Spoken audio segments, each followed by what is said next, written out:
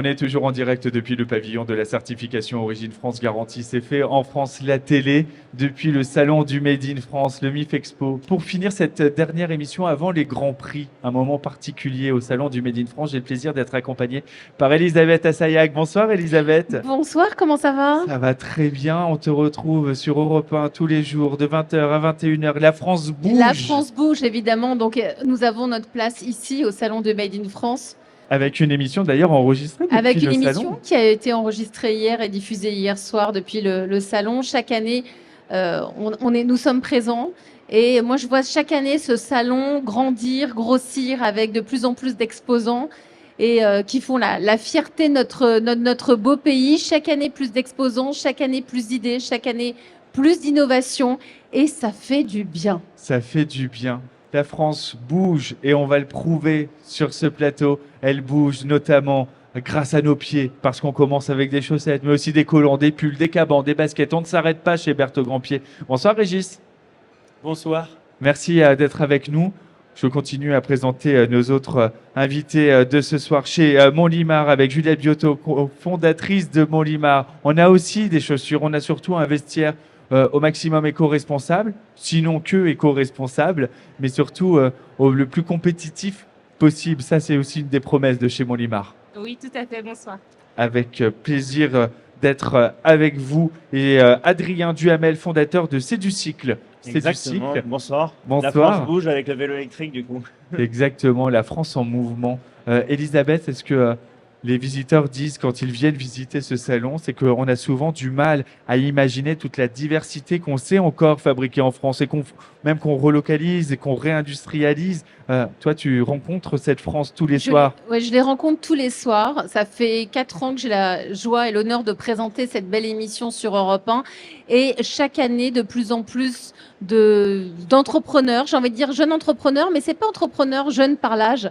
C'est jeunes par leurs idées, beaucoup de reconversions professionnelles, beaucoup de femmes et d'hommes qui se disent mais j'ai envie de donner un sens à mon métier, j'ai envie de faire quelque chose d'utile pour mon pays.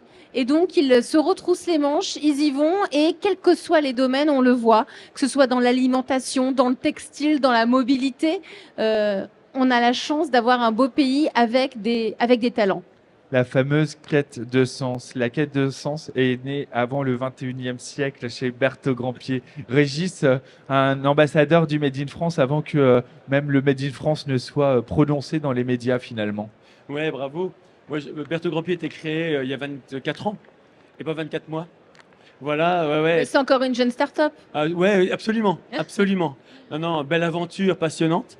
J'ai commencé par lancer des chaussettes fabriquées en Bourgogne à Montceau-les-Mines. On me traitait de voleur il y a 24 ans parce que je les vendais 15 € la paire.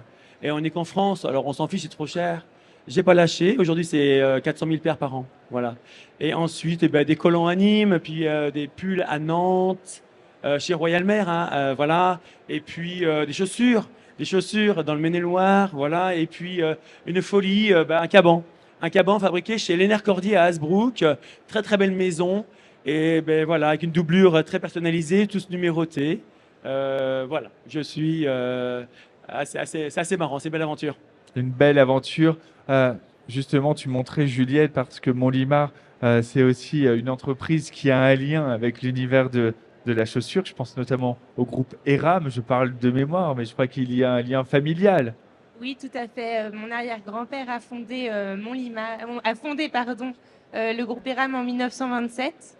Et nous avons, avec ma sœur Charlotte, fondé Montlimar en 2017, donc quelques années après. Et en effet, il y a un lien avec la chaussure.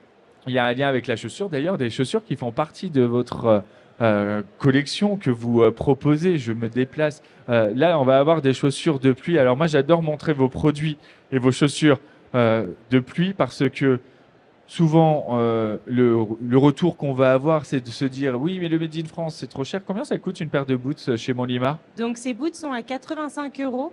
C'est des boots de pluie qu'on fabrique à 5 minutes de nos bureaux, donc à Beaupro en Maine-et-Loire, et elles sont évidemment imperméables. Elles sont imperméables. 85 € la paire de boots. Elisabeth, quand on dit encore que le Made in France, c'est plus cher que tout le reste, 85 €, on va pas se mentir. On va pas peut se aller mentir, sur. c'est complètement accessible. Et en plus de ça, l'intérêt du Made in France, on le sait, l'inflation nous touche tous. Mais aller acheter français, c'est aussi acheter peut-être un peu moins, mais mieux. Donc 85 €, j'ai envie de dire, c'est tout à fait accessible. Quand on rappelle qu'un produit Made in France acheté, c'est 3 emplois soutenus sur le territoire. C'est donc 3 emplois de moins au chômage et c'est 3 emplois de plus qui cotisent pour nos retraites par répartition. Donc en fait, Je suis en train de- acheter un produit Made in France, on fait du bien à toute la France. Mm.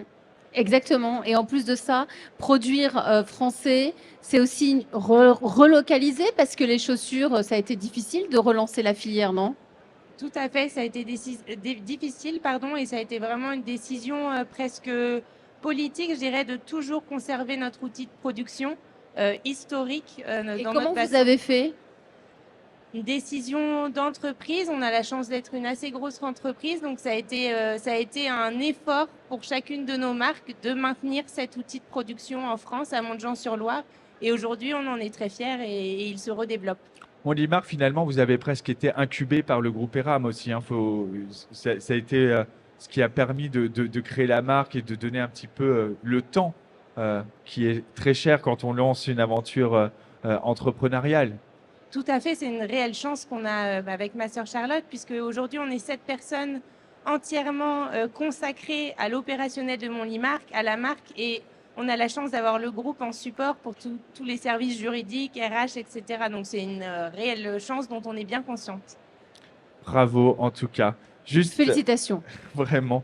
Adrien, des vélos électriques faits en France. J'avais tout à l'heure la trottinette Plumes qui est certifiée Origine France Garantie et qui a vu le jour il y a 3 ans sur le papier et qui sort des usines depuis lundi.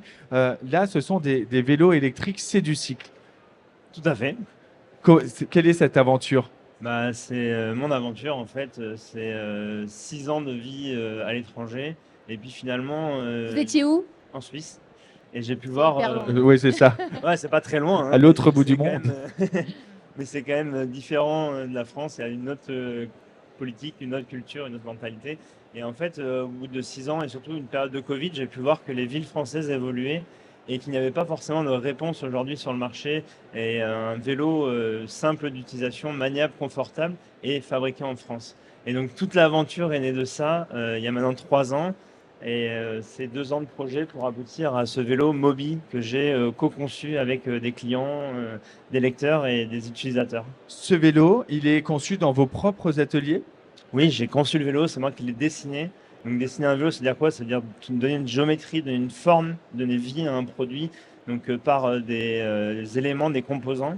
Et donc du coup, j'ai pu sélectionner chacun des composants sur le vélo pour arriver à mon pilier qui est la simplicité d'usage. Et là, je vois que c'est une chaîne pas comme les autres. Ouais, c'est pas une chaîne en fait, c'est une courroie pour être précis. Et donc c'est Oui, j'ai pas encore tout le vocabulaire du moteur et du cycle. ça va venir. Mais en fait, une courroie, donc c'est une fibre unidirectionnelle de carbone tissée dans de la résine et avec des tissus et qui permettent d'avoir une transmission propre et non bruyante. Vous le vendez où, ce vélo? Alors aujourd'hui, on le vend sur Internet, sur notre site Internet en direct. Donc c'est du cycle. C'est du cycle.com, tout à fait. Et également dans notre boutique, mais en fait, qui est aussi notre espace d'assemblage. Ah, c'est là où vous fabriquez tout. Et exactement. Et il coûte combien? Il vaut 3 650 €.